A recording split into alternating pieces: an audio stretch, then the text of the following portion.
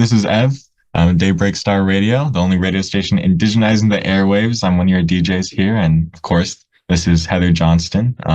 We have a art gallery going on right now at Daybreak Star, the sacred art gallery here at Daybreak Star Indian Cultural Center. If you guys want to check it out, I mean, an amazing artist, and I'm so excited to have you here. And thank you for taking the time out of your day to be interviewed here as well. Of course, happy to be here. I know you were introduced to art from a very young age, and looking back, would you say that there was kind of like a point that influenced or inspired you the most, or had the most profound impact on your art perception or career? Probably just growing up in Alaska itself, because everywhere you go, from hospitals, libraries, anywhere you go, there's art everywhere. And there's always so many different styles and unique expressions that people are making. I mean, totem poles, carvings, basketry. I mean, the list goes on, and I saw that everywhere, and I was so inspired that I had to be part of it too. Yeah.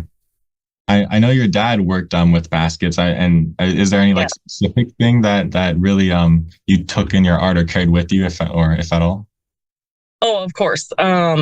He, as long as I can remember, he has been creating his baskets, and watching him grow as an artist inspired me more, because originally my artwork started as a hobby, and the passion just kept growing and growing, and I wanted to do that every day, all the time. And I saw him doing it, so I thought, why can't I?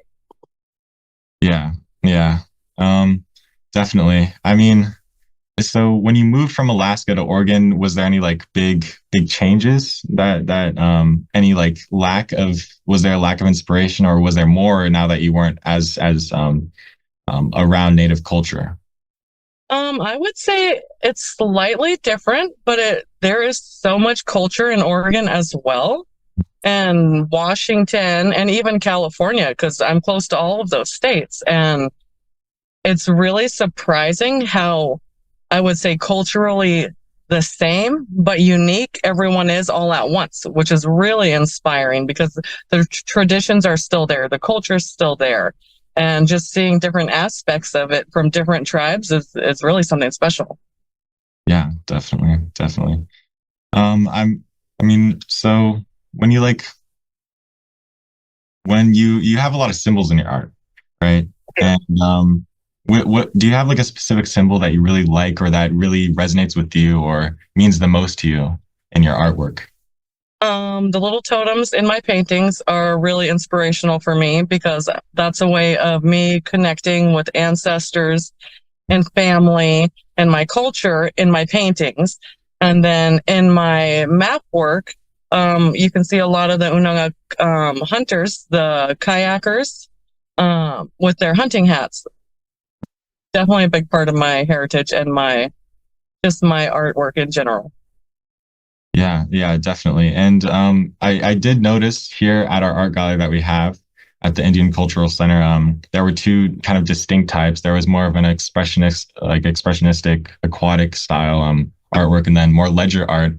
And I want to ask, which one kind of speaks the most to you as an artist? Or I would say probably both. I'm really drawn to the paintings, and I seem to do those a lot more when I have more time. And it's really difficult sometimes, because I do have 7 children, and my youngest is 3, and she likes to help a lot. So if I'm not setting her up to the side with her own station for her own artwork, then I don't really get much done. But the paintings, I do love doing the paintings. I really do. They really speak to me. Just so much bold colors and so much character going into them. And I just hope they resonate with people as much as they do with me. Yeah, definitely. I mean, when I saw them, they definitely did resonate pretty well with me. Yeah. What is your process like, though? I mean, I didn't know that you're a mother, but so what is it like? Do you have the TV on? Are you like Basquiat, where you have a whole bunch of books open and things everywhere? Is it only your mind? And do you like solitude when you are making artwork? There's totally background noise for sure. Not only from the kids, but also the TV. And usually it's whatever they're watching. Completely fine. And then I just take over a good area of the house, which I do take over the entire living room. I have quite a few desks and shelving units and everything for my space. And I just get to work, and I'm just so blessed with the children because they let me get it done. As long as the 3-year-old's set up, then I have no problem getting my work done, whether it's, 30 minutes or 3 hours, it doesn't matter. Yeah. Do you ever take inspiration from them or anything that you see them doing or when they're running around? All the time. Just things they'll be doing outside or what they'll be playing with, or even their artwork in general too. I'm like, hey, that gave me an idea, and then I'll roll with it. Yeah. And if you, I know it means a lot to you in your artwork, but how do you balance, expressing yourself in your artwork and also conveying a message or a feeling to an audience that you want them to get? Well, with the paintings, it just kind of, I guess, flows from my soul because I get a feeling when I'm creating, and I just let that feeling come out on the canvas.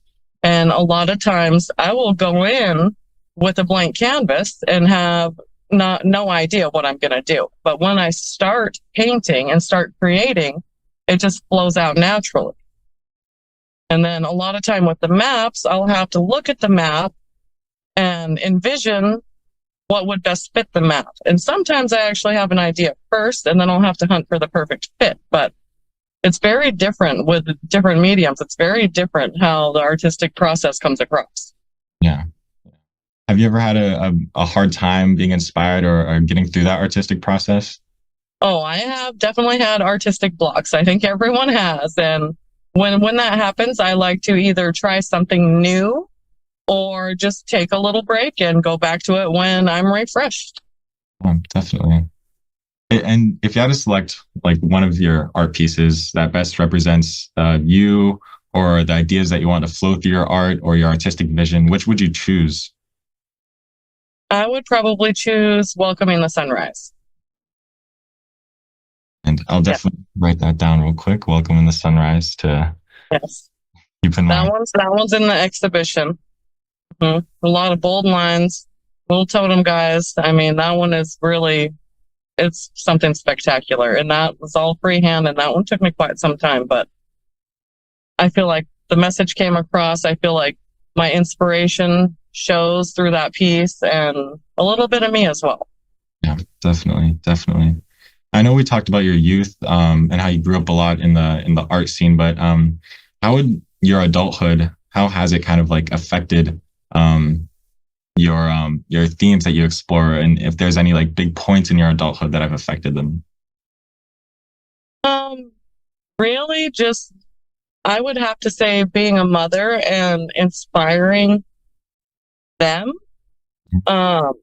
because they get to watch me be at home with them all the time while working, and it amazes them. And 4 out of my 7 children so far, I will say so far, also want to be artists. Nice. Yeah. Well, that's amazing. And I mean, I know we already kind of talked about how the shift from Alaska to Oregon and how there was still a lot of native influence, but did you see any like distinct changes in your art when you moved? Really, no, but I think it is more evolving. Nothing drastic as far as changes, but definitely I can see it evolving and changing form slightly. Yeah. And when you were in Alaska or even in Oregon, I know that you I at least I heard you were self-taught, and so I was wondering if you explored with any other kind of styles before you landed on this ledger and expressionistic kind of aquatic style that you have right now. Yes, I would do a lot of more traditional styles, and also dabbling a bit in sculpture. I've done quite a few masks, and those are pretty spectacular. And then also I've really gotten into lately a lot of, I don't know if we can see that, ivory carving. So this is a whale tail carved out of ivory, and I know you can't get close up on that, but it also has 32 yellow diamonds in there. Oh, nice. Do you do more of sculptures or ivory carving as you go on to your career and evolve? Oh, yeah. It's definitely evolving and progressing. And eventually, and I keep telling my father that I will make a basket, but my problem is I'll probably fall in love with it. And that is very time consuming, and that will be another thing to add to my repertoire. Yeah, definitely. And we kind of flew through these questions here. Yeah, but what would you like give if you had any advice for the youth? Coming in, any artists, young artists that are aspiring or just moving through the world as native or urban native. What do you have any advice for them? My biggest advice is don't doubt yourself, ever. Don't.